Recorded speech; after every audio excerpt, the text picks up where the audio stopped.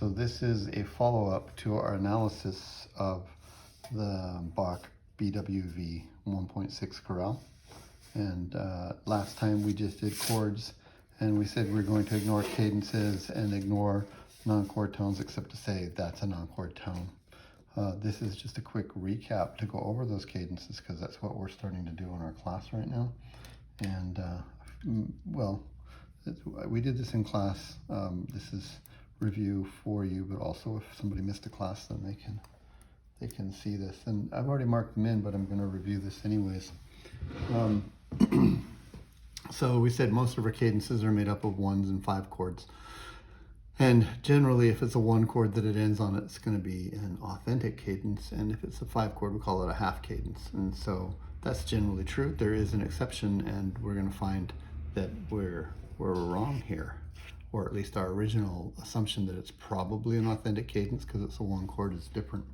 So an authentic cadence is defined mostly by hearing the leading tone, like T do, so T going to do, and so it'd be like a chord like a 5 chord that has the leading tone taking us to there, the 1 chord. There is a different kind of cadence, because if we look at what we have here, it's a 1 chord, but it's not a 5 chord, it's a 4 chord. There's no E, because we're in the key of F, leading us to the F right here. In fact, it's a 4 chord, and so this is our exception. Upon review, I mean, when you see this, think, it's probably an authentic cadence, but in fact, it's 4 to 1 instead of 5 or 7 to 1, and so it's called plagal. Plagal cadences are often called amen cadences because at the end of hymns and things like that, you'll get something that goes like, I don't know, like this. And then you'll get this extra cadence of 4 going on to there. And you hear this, amen. That's where it comes from. And so we find that our first cadence is actually not authentic. It's plagal, because 4 chord going to 1 instead of 5 chord going to 1. Okay? Any cadence that you find, I guess that's too much of a blanket rule, but ends on a 5 chord here is a progressive cadence, and we call it a half cadence, or like not a full cadence. And it doesn't really matter what precedes it. In this case, it was the 2 chord, but if you land and stick on the 5, then it's called a half cadence, HC for that. Down here at the end of the section, we have our first authentic cadence. There's a 1 chord preceded by a 5 chord. And when we investigated in class, we called it perfect authentic. And so here's the definition of perfect authentic cadence. You have a real 5 chord, not a substitute 7, right? And it can have a 7th on it or a 9th or whatever, but a real 5 chord, okay, going to a 1 chord at a cadence point. And so that's just to make it authentic.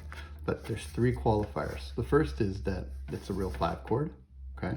The second one is that the 5 chord and the 1 chord are both in root position, and we're in the key of F, so C is the root for 5, and then F is the root for 1, so that's our second thing. Real 5 chord, both the 5 and the 1 chord are in root position. And the third qualifier to make it perfect authentic cadence, or the most final of cadences, is that when you get to the 1 chord, in addition to the root being in the bass, the root's also in the melody or top line as well.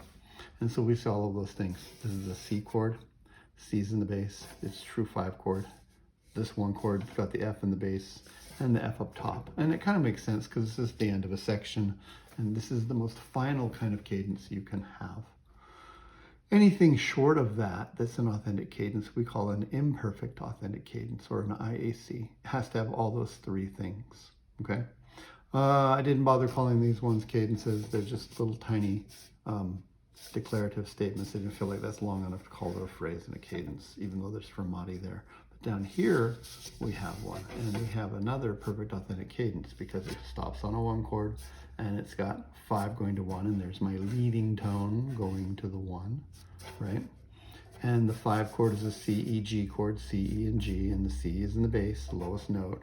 And the 1 chord is also in root position. It's got the F there and the F up top, okay? And then finally at the end here, and you just can almost guarantee, not 100%, but if it's really the end of a piece, it's gonna be a perfect authentic cadence. And here I've got my F chord here, it's my 1 chord, there's my C chord right here, and it's C, G, E, and there's a G holding over there. And so it's a real 5 chord. In root position, there's my C, and root position, there's my F, and then there's an F right there. And you can hear that sound, like when I play these last chords right here, you're gonna get this.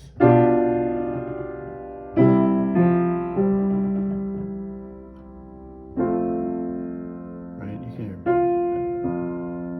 So those are our cadences, and so you want to review what's the definition of a half cadence, what's the definition of a plagal cadence, what's the definition of an authentic cadence, and if it's perfect, what are the 3 things that have to be there? Okay. We'll revisit this one more time later when we do non-chord tones, and we'll check those ones out and talk about their definitions. But I just wanted to bring that up in relation to what we did in class today, since we're starting on cadence.